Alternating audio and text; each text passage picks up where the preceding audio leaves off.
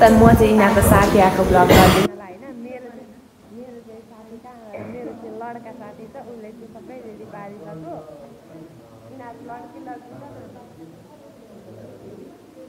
सबभन्दा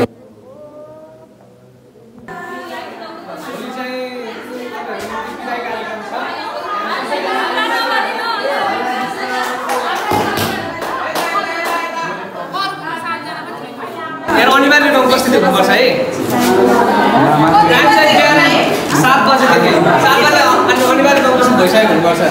7 बजे कार्यक्रम सुरु हुन्छ। कार्यक्रम हाम्रो सभामा हुन्छ। ल अनि 7 बजे त हाम्रो साडी बेच्दै ठिक हुन्छ। ओइ भाइ हामीलाई त साडी बेच्न पनि टाइम लाग्छ। कहाँ 7 बजे हुन्छ? त्यसको लागि भोलि 7 बजे उपस्थित होइन त? बिहान 7 बजे